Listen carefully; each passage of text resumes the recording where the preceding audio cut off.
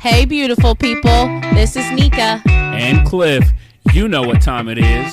Get ready as we dive into some inspiring and powerful stories here on Jadea's Journey.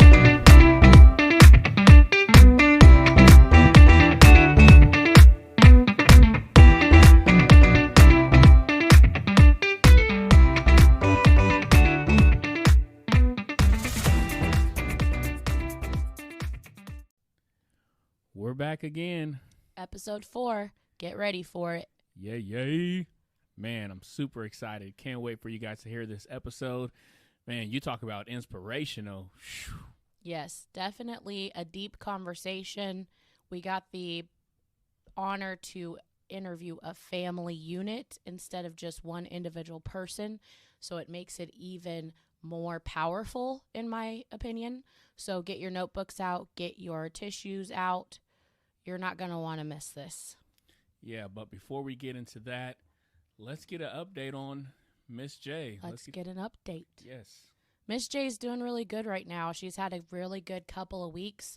She's been having regular bowel movements. So Dad and I are very, very grateful for that. Thank the Lord. Weird to say when you're talking about poop, but it is what it is. So she's been real happy. She's been content. She actually likes her alone time, which we love that because she's been super clingy lately.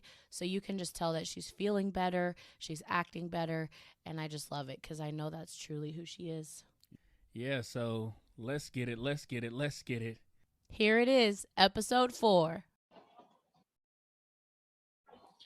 Okay. All right. So excited to get started on this interview.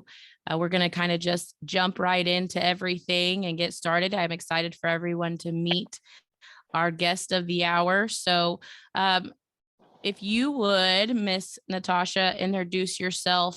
Tell us a little bit about yourself and your family as well, if you don't mind.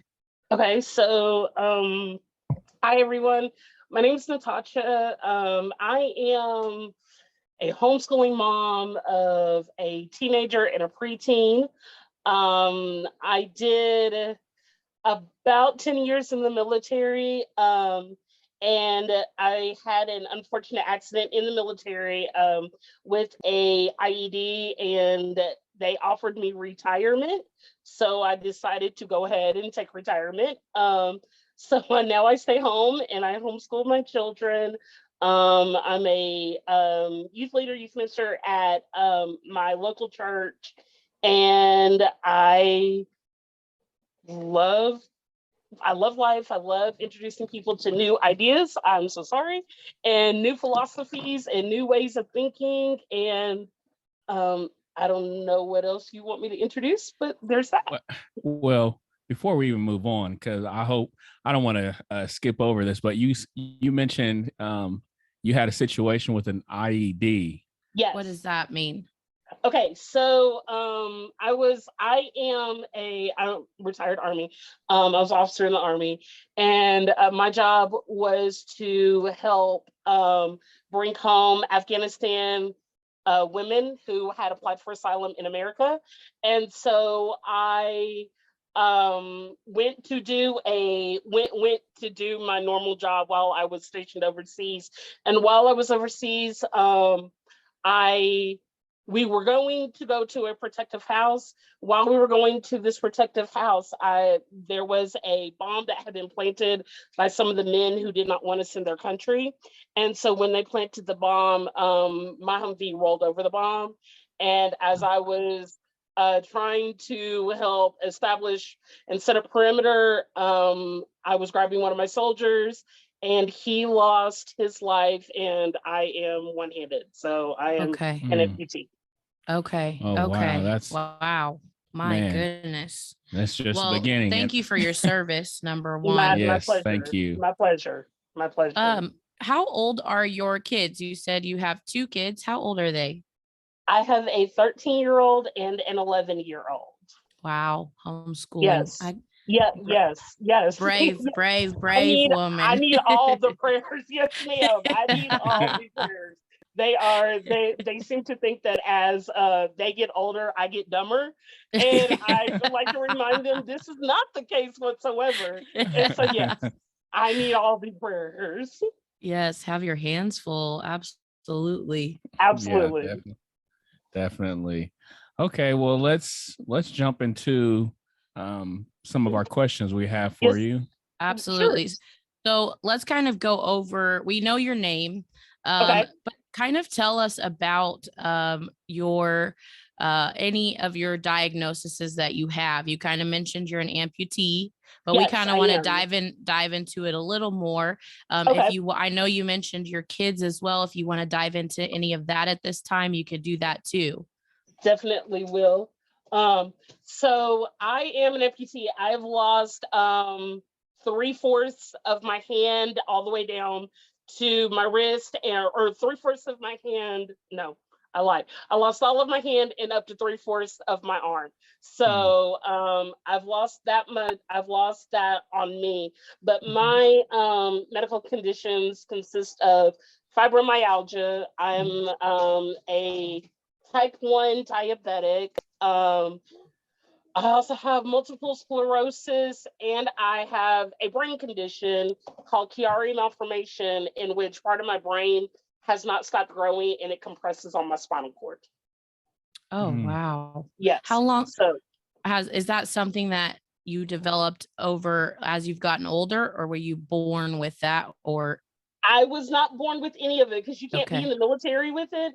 okay, We think I developed type 1 as an adult. So right. I was not, I wasn't expecting to be a type 1 diabetic.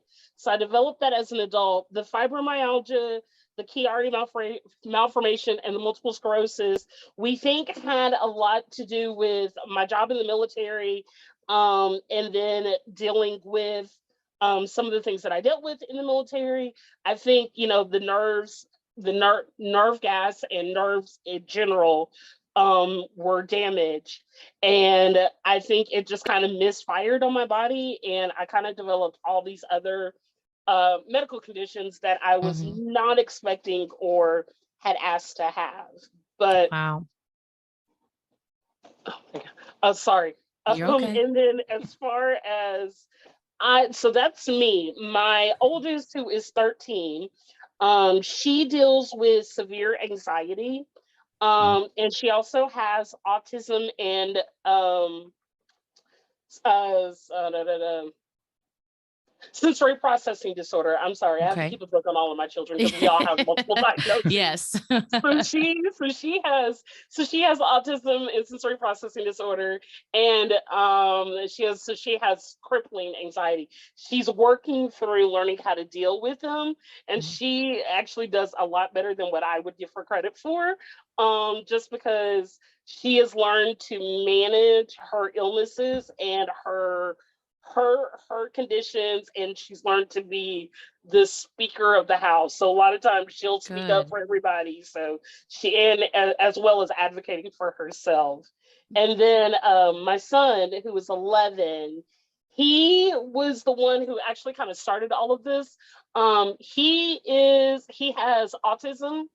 He Mhm. has SHANK2 gene mutation. He has ADHD. He has a feeding tube, Oh, eosinophilic esophagitis, and sensory processing disorder. Yeah, those are all wow. his. Yes. Oh, So our wow. family, our family deals with quite a bit, but it is because of all of our illnesses that we chose to homeschool, because we wouldn't have been able to Right. homeschool. I wouldn't have been able to send them to school with all the appointments and all the therapies and all the things that they needed. They would have missed more days out of school than in school. Um, Wow. and then they have learned to advocate for themselves, to advocate for me, to advocate for each other. And they've learned how to love each other in the middle of being a perfect soul in an imperfect body. Right. Mm. Right. So Oh, they've that's been they've been pretty beautiful. amazing. With my son, I didn't realize that he had actually had anything.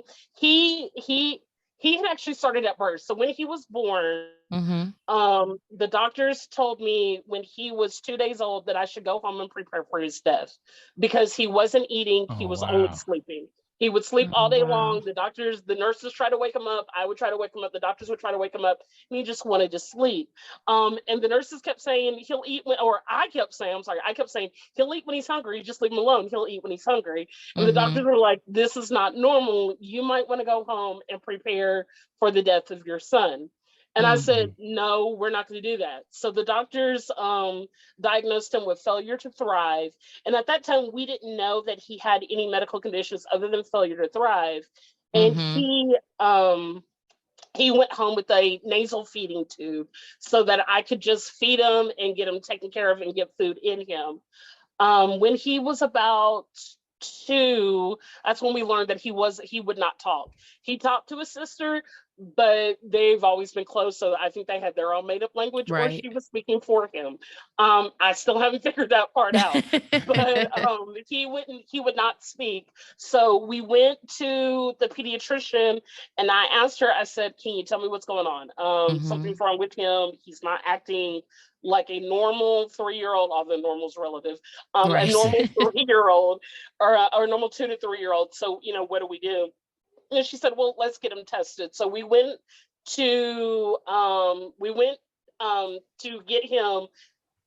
Went to get his genes tested to see what was going on, and that's when we Mm-hmm. learned that he has a mutation on one of his genes that presents itself with autism and a couple of other muscular weakness and things of that nature. So that started us down the path, and then time went by for maybe 4 or 5 years. No, wait, that's wrong. He's 11, so 10. So 7 years went by. 7 years went Mm-hmm. by, and he got extremely sick from eating sugar cookies. We didn't know Oh. why. We couldn't figure it out. It was an allergic reaction. And when we found out about the allergic reaction, we took him to the hospital. The doctor said, we need to get him tested because I think he's got a couple of issues. And that's how the eosinophilic esophagitis and the feeding tube came about, because Wow. he was 10 but weighing only about 50 pounds. And so, Oh, and we didn't wow. know why. We couldn't figure it out why. And then it later came out that his throat, he's basically allergic to the world. Oh, His allergies are making him unable to eat because his esophagus was essentially closing up. And so for him, that's what started all the other diagnoses for him. And because I got him tested, I needed to get my daughter tested. right. So my daughter got tested as well. Wow. So yeah, so that's how we found out. Man, Oh that's my goodness. Yeah, so this so is Wow. he's been on his feeding tube for about a year. So this has only been within the last year that all of the real diagnoses and everything major has started to come out. so I want to go back for a second for our Yes, listeners, and you mentioned that the doctors had told you go home and pretty much prepare for your son to die, Right. yes, and you said no. yes. um how were you able to In that moment. in that moment say no and go against what these professionals were telling you? Because a lot of our listeners, they may be dealing with some type of challenge, and they Right, might just get into the habit of, let me just accept it for Right. what it is. But in your moment when you're getting told by professionals that these are people that are supposed to be skilled, well educated in this area, and they're right. telling you prepare for his death, Right. but yet you decided, no, I'm not going to. In that moment, how were Right. you able to say that? Right. Okay, so when I was pregnant with my son, and when I was pregnant with my son, I dealt with Great Depression. It was at the point where it was a week or two before he was born. No, yes, it was a week or two before he was born. My ex-husband left the home, and it was just me and my daughter, and we were fending. So I was dealing with Great Depression at that point. I say that to say this.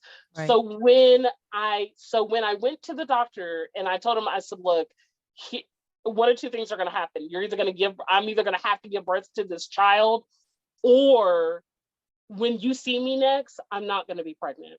It was just one of two options. Wow. Because I was on heavy antidepressants, and when you're pregnant, you can't take heavy antidepressants. And the reason why I was on antidepressants was because I had just gotten out of the military.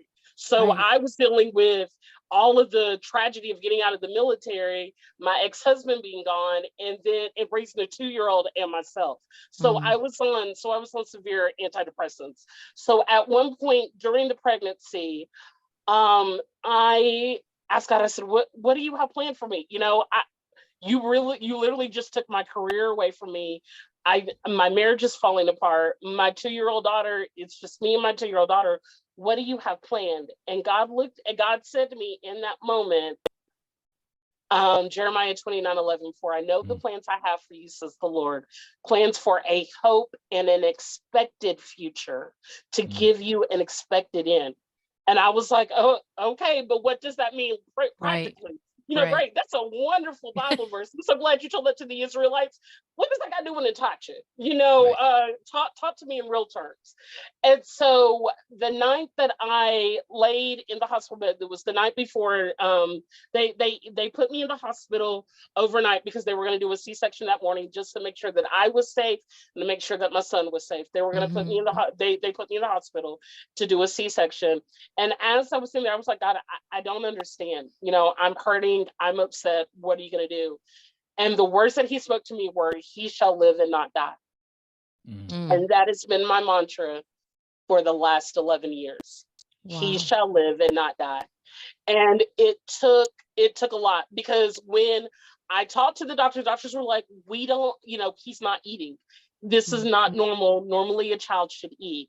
He was also severely jaundiced. So they were like, we don't expect much to happen in the next coming days.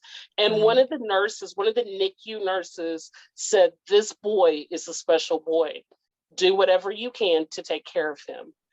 And if it weren't for the NICU nurses, and if it weren't for the promise from God, I would not have been able to say no. Now, was I scared to death when I said no? Absolutely. Right. I was like, I'm going against medical advice. I'm going against the people who, went to school for 10, 11, 12 years to do this. Right. What, I'm not sure.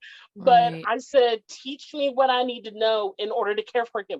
Because if he does die, then I don't want it to be in a hospital. I want it to be in my home, in my arms. Let me care for my son. And the doctor was like, again, I'm going to have to say, no, you can't. You don't have the training that we have or that our nurses have to care for him. And I said, but you don't have the love that I have.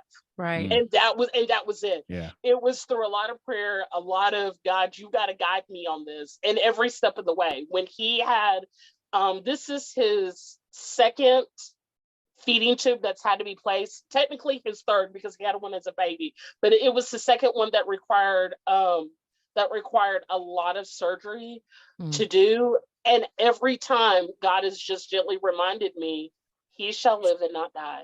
And it's that is what I hold on to. That is the thing. When days get crazy, when autism is at its highest, when mom is just like, I can't handle one more step.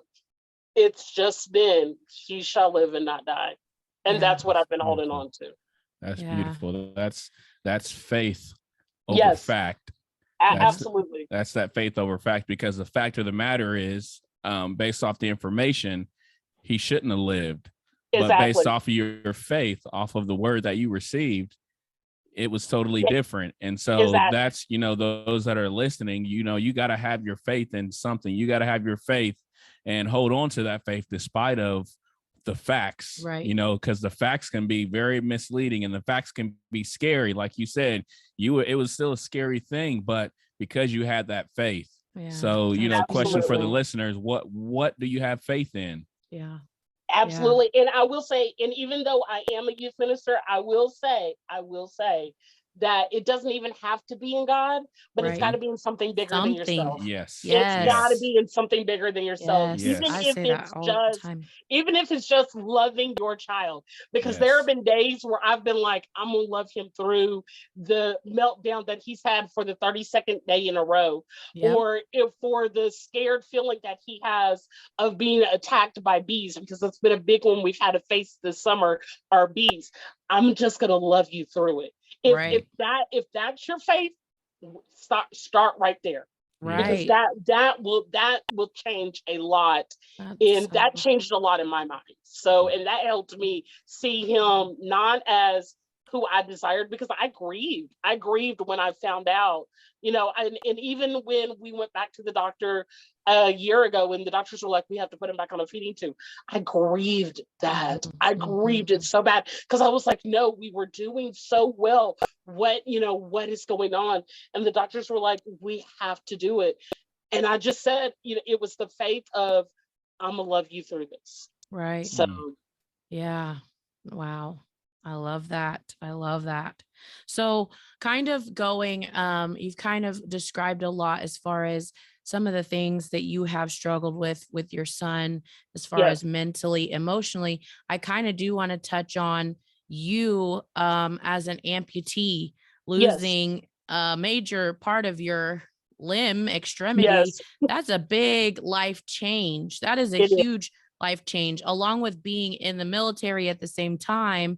So kind of walk us through, what was that experience, kids aside, that experience like for you, and changing your adapting to that new lifestyle of being an amputee. What was that like? How has that been or affected you emotionally, mentally?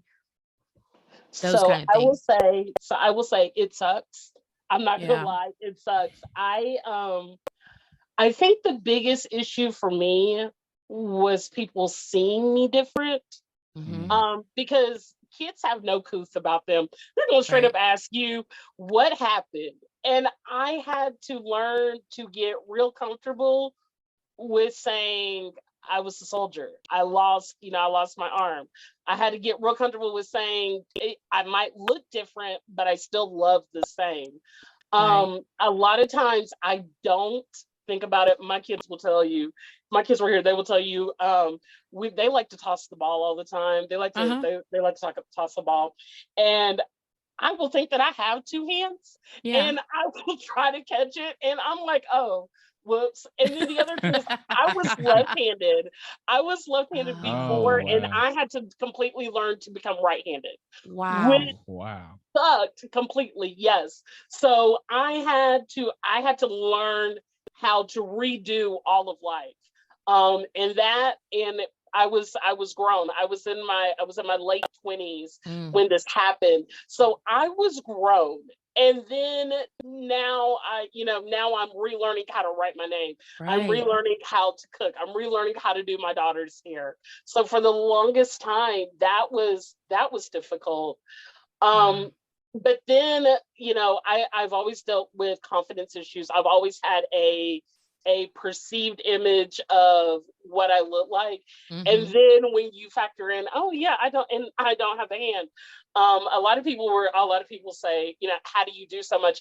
And I'm like, y'all, do y'all really realize that I don't do as much as y'all think I do? I just put on a good game.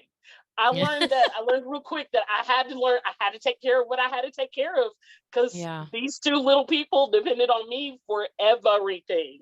And as long as they depended on me for everything, I had to be the one to provide it. So it's been a confidence booster to have my babies, because they've never seen me any different.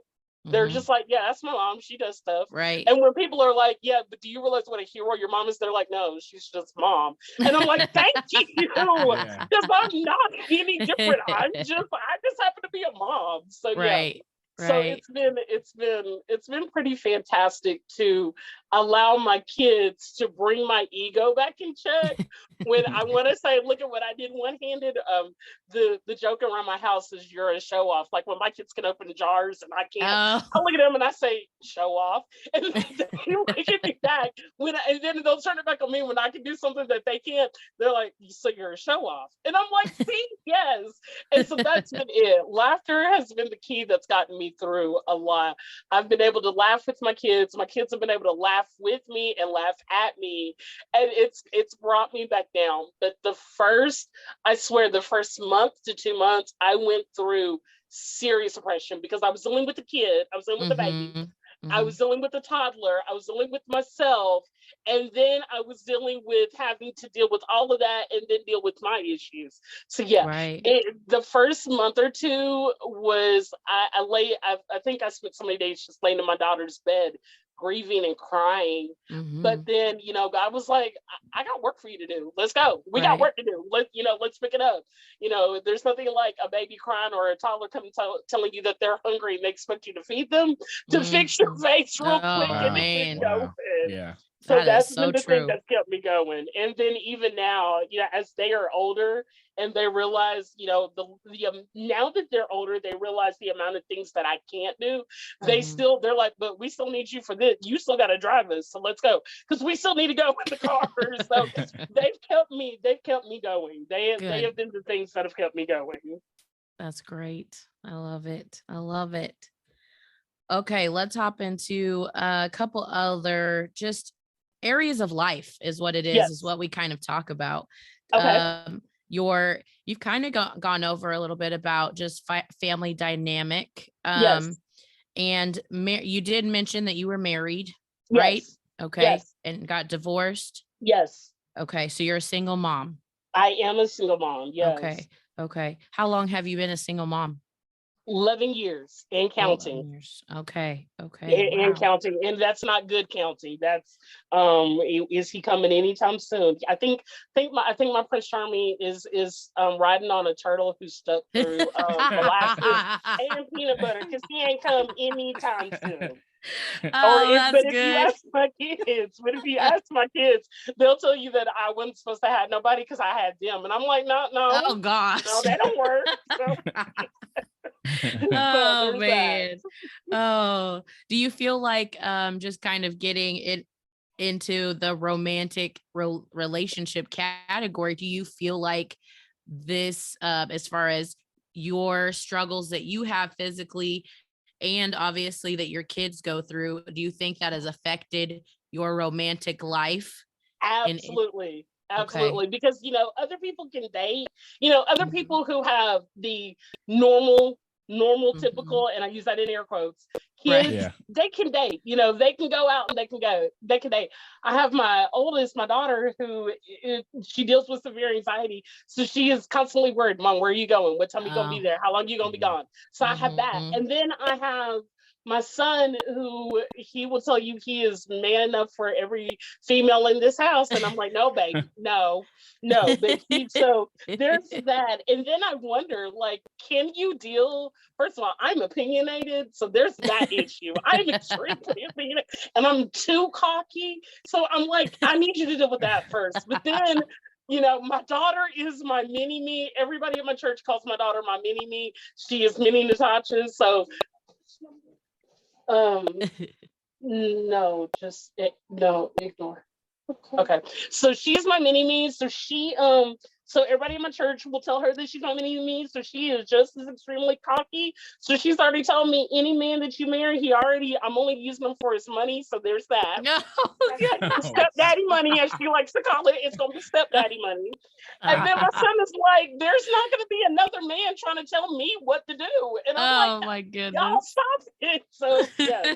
So maybe one day when they're officially out of the house, if that day ever comes, I will look at it. But right now with them, I just still stepdaddy money. It is not stepdaddy money. So as you can hear, she is letting everybody know it's stepdaddy money. So at least she's honest. She is. She's already told me. She said, you could get married, but he's got to be rich and he got to be able to provide for every one of my desires, not even needs, not even wants, her desires. I'm like, desires. So yeah. Oh, that's too funny. The things that teenagers know. Yeah, right, right, yes. And then they're teenagers on top of that. So then he's got to be able to deal with teenagers. And I feel sorry for the man, Like he whoever doesn't he stand is. a chance. He does not. He does not. He does not. And I'm okay with that right now. Right, right.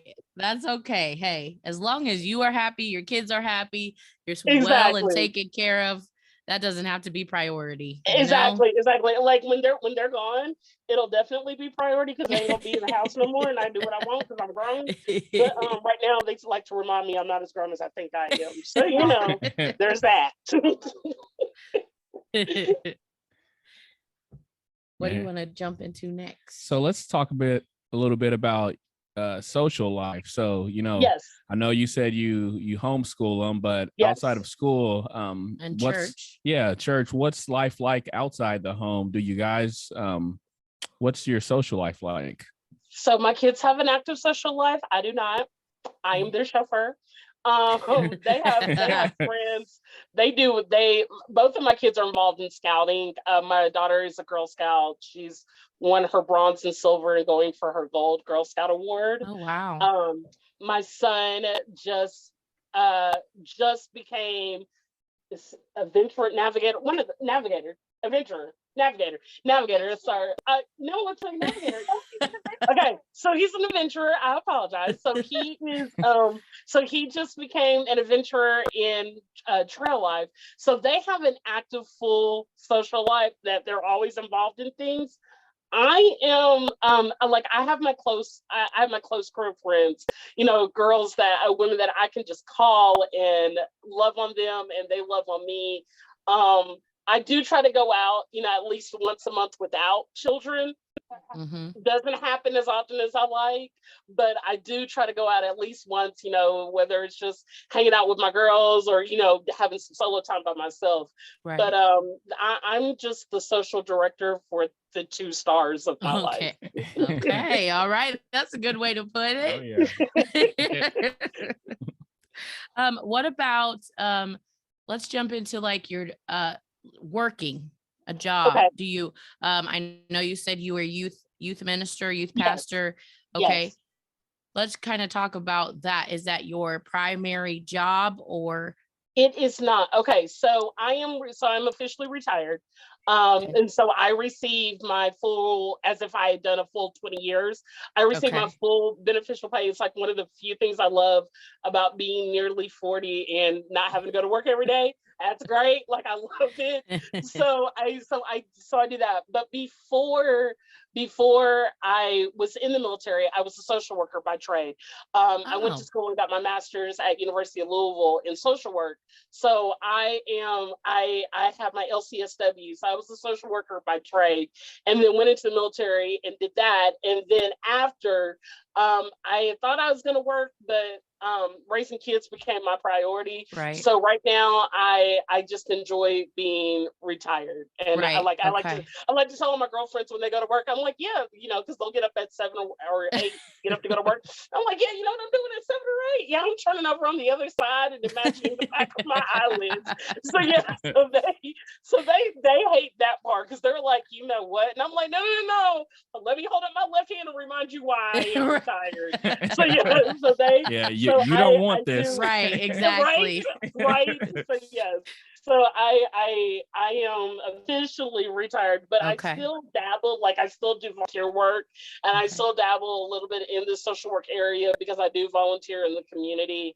And then, like I said, I do serve at my church. So those are the things that keep me active and going. Other than it sounds like you're very active just in your community, and that's great.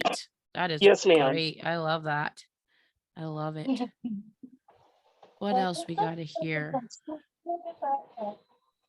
Kind of talked about your friendships already. Yes. Yeah. So out of everything that we've talked about and all the different things that, you've had to endure as an individual and, with your kids through all of that, in what positive ways has this experience and this journey helped you grow as a person? So I will say, the most positive thing that has come out of all of this is I have learned to fully trust the process. And I know that sounds so cliche, but I've learned to trust the process. It is not there in the world of autism. There are no 2 days that are exact same. Oh, girl, Even if Come your kid loves routine, there are no 2 days that are the exact Oh. same. So I've learned to love the process. I've learned to trust that I am making a difference. And even if it's in just my children's worlds, I am making a difference, because my whole point in life was to be the adult that I never got growing up. And since I never got that safe adult growing up, to become that safe adult so that my kids can go out and change the world. That's always been my belief, is that I wanted to be the adult that my children, or whose ever sphere of influence I was in, could go out and change the world and be different and know that they had a safe place to land here. But I guess in the diagnoses world, the most positive thing has been watching my children learn to advocate for themselves. My son, the other day, he had to go in for surgery, and the doctors were going to give him what they call happy juice. It's just a sedative to help them calm down. And my son, they had asked, they were like, well, we can put it in his feeding tube. They were talking to me. We'll put it in his feeding tube. He doesn't have to have it through mouth and everything. And my son was like, actually, I'd like to take it orally. And the doctor looked at me, or the nurse looked at me, and I looked at my son, and he said, I don't want it going in my feeding tube. I'd rather just take it by mouth. And the nurse looked at me, and she's like, are you sure? I said, he's the patient. Right. If he's advocating for himself, I want you to follow exactly what he is saying, because it's his body. Right. And I want him to know that he has autonomy over his body. So, I've watched my daughter, when she has said, I don't like it when we talk about these things to doctors or nurses, then I'm like, then we're not talking about those things anymore. I want them to understand that they have a voice and that they can use it. And that even in the disabled world, you still have a voice. You still count. You are still whole. And then the other thing that these diagnoses have taught all three of us is that you are not your diagnoses. It just happens to be what you have. Say that. That's been big, because my daughter, when she was first diagnosed with anxiety, she was like, well, am I always going to be anxious? Am I always going to be afraid? Am I always? And I said, no. I said, this isn't something that you've chosen, and it's not something that you asked for, but now that it's been given to you, how do you deal? Right. And she was like, well, I want to be strong like you. And I'm like, first of all, I want to be strong like you. I want to be brave like you. And she's like, and I have watched her overcome so much in life. I've watched her go from a scared, timid little girl to she is out and about, talking about that's my stepdaddy's money. So, she wouldn't have had that a couple of years ago. She wouldn't have had that when we were going through all the diagnoses and all the labeling. She wouldn't have had that. And, she's learned that you were not your label. And the only label that matters is the one you answer to. So that has been that's been the two things for them. And then as far as me, I guess the most positive thing that I've gotten to take away of having medical conditions or being, I guess, labeled disabled is that words don't have to define you. Just because I have one hand doesn't mean that I can't still climb mountains or rock climb or, swim or run or do all the things that I do. I mean, the greatest thing is no one ever thought I was going to be able to drive. No one ever thought I was going to be able to. And now I'm driving all over, I drive here and there and everywhere. So that has been, those things don't have to define me. It doesn't have to define who I was or who I am or who I intend to be. So that's been just the three positive things that I've taken away. As far as, what I hope my friends have taken away, I have a girlfriend, and when I told her, I said, so I think I'm doing a podcast. And she was like, okay, wait, tell me all about it. And so I told her about it. And she said, and she said, you and I talked a while back about you making a difference in this world. And I was like, yeah. She said, how do you know that some family isn't going to listen to that and grab onto what you say and is going to be inspired to just make it one more day? There you go. And I was like, see, this is what I want. She said, no. She said, but this is the same thing you would have told me. She said, I'm just repeating your words back to you. And I'm thinking, okay, hold on. How do you get a friend so smart? And she was like, no, really, those are the words you would have told me. So I'm just telling you what you've always taught me. So I think, my friends have seen that I persevere even in the hardest of situations. Because I mean, I could lay down and die, but I want somebody else to go further than what I went. And so I don't have time to lay down and die. Yeah. So that's been my, those are my positive takeaways. Absolutely. Wow. That's great. Yeah, that's amazing. Oh my goodness. And it's definitely like, I'll tell you right now, your story is definitely going to inspire people, encourage people.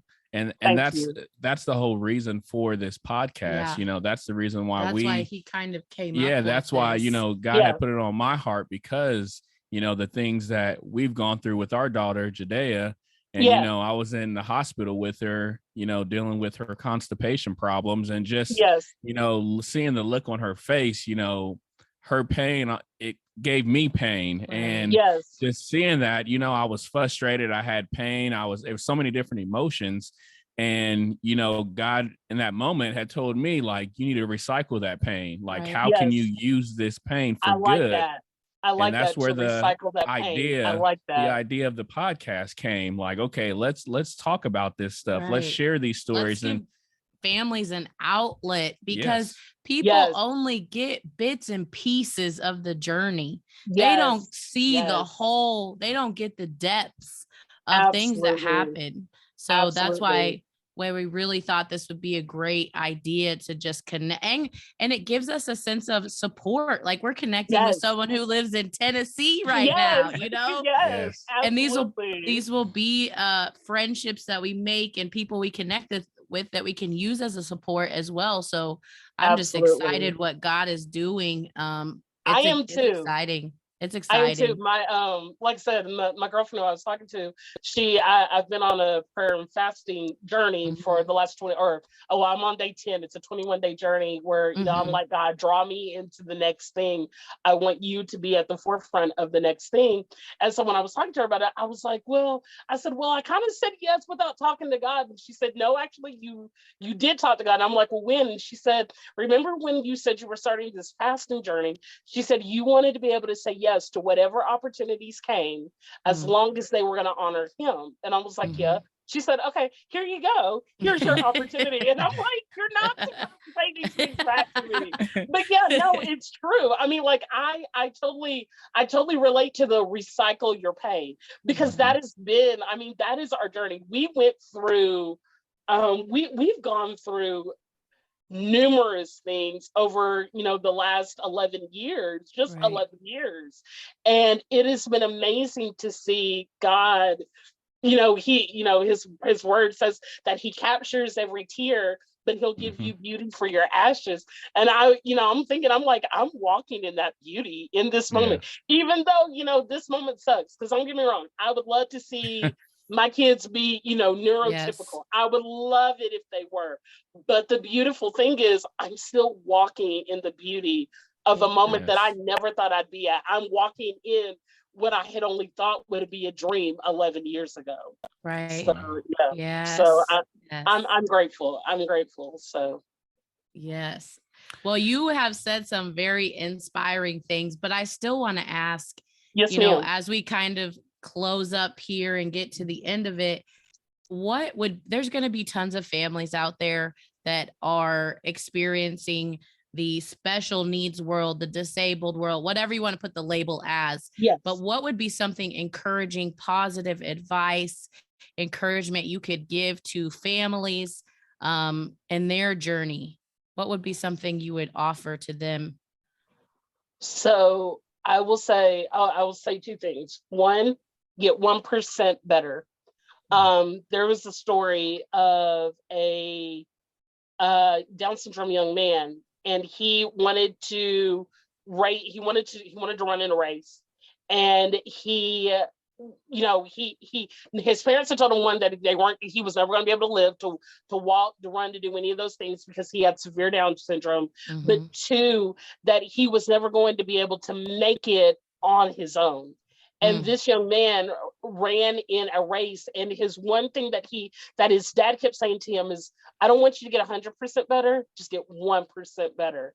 And that has been the thing that has stuck with me all these years. It's not church. Get 1% better. Get 1% better than you were yesterday. So if that means yesterday you laid on the floor and you cried because the world sucks, and trust me, it does, get 1% better. Maybe instead of laying on the floor, now we're sitting up. We can still be crying, but we're sitting up, and then we move from sitting up to now we're standing up.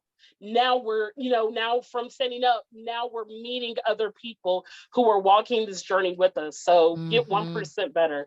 That has been the one thing. And the second thing that has really, that I would encourage anyone who is walking this road, this road is long, this road is hard, this road is difficult. Sometimes there's embarrassing moments, sometimes there's angry moments, sometimes there's happy moments, sometimes there's sad moments. But in each of those moments, find one good thing. Yes. My son yesterday we just discovered that my son has a medical condition in which he pulls his hair out. As it grows, he pulls it out. Okay. We didn't know about it.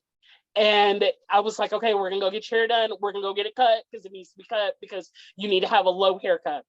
Right. And he was like, Mommy, I'm so sorry that I'm like this. And I said, no, sir, I'm sorry that I didn't know. And he was like, well, it's not your fault. I should do better. And I said, no, it's not your fault. And it's not Mom's fault. How about this? You're the most handsome boy that I see right now. Right. And that's the only thing we're going to focus on.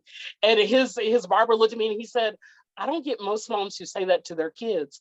And I'm like, look, this is a new condition we just learned about because, he had a couple of bald spots that needed to be touched up. I said, but here's the beautiful thing. That boy is alive.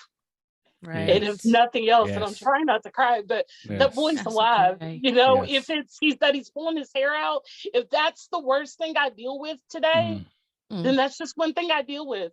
But the good thing is I get to see his beautiful face, and he looks so handsome with his haircut. And he was just smiling. He's like, I do look good. And I'm like, you do look good. So that just look for one good thing, no matter what it is, even if we're laying on the floor because, oh my God, life is unfair, because again, it is. There's one good thing. It could be that I was able to take a breath and get all these tears out. Right. Those are the two things I live my life by. Get 1% better than yesterday and look for the one good thing. And even if that one good thing is hard, if you can't find that one good thing, then call somebody who can tell you what that one good thing is. I love that.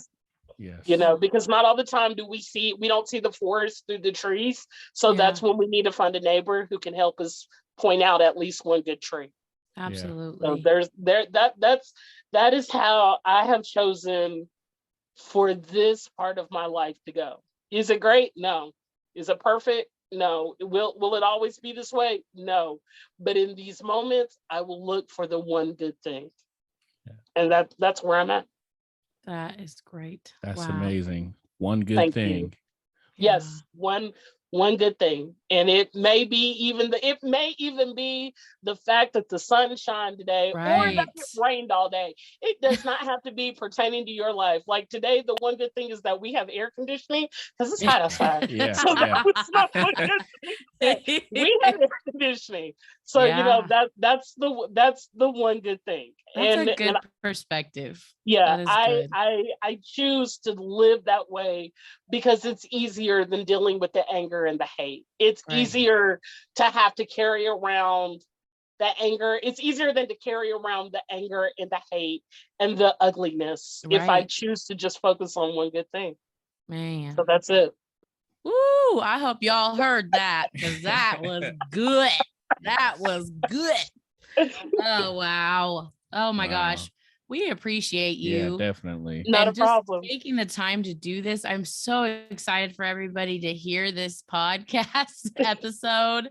It's going to be great. It's going to be great. Just thank you so much for your time. Not a problem. I've enjoyed it. I've absolutely enjoyed it. And if you ever need me to come back, I'm more than willing to come back.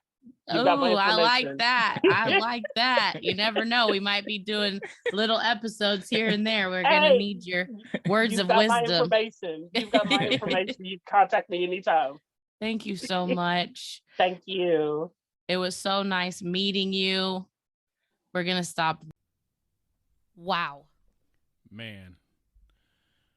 I don't know.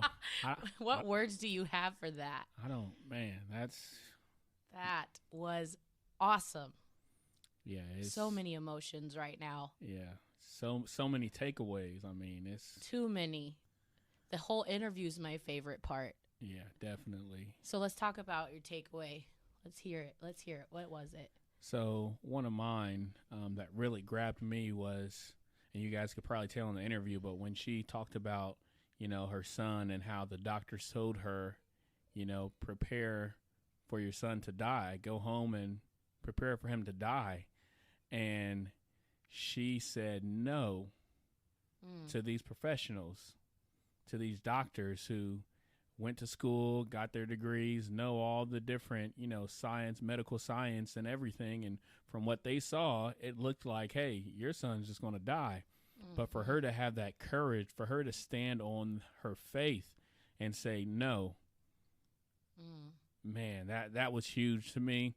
And it just goes to show, like, whatever challenges you're facing, like, again, we talked about it in the interview, but faith is a huge, it's important. Yeah, it's a huge proponent of, getting through your trying times, because again, there's going to be obstacles, there's going to be fear, there's going to be different things that come up against you that is going to say one thing, but will you have the courage to stand on your faith to what you know and say, no, I don't care, right, fear what you have to say, I don't care, disappointment what you have to say, but this is what I believe.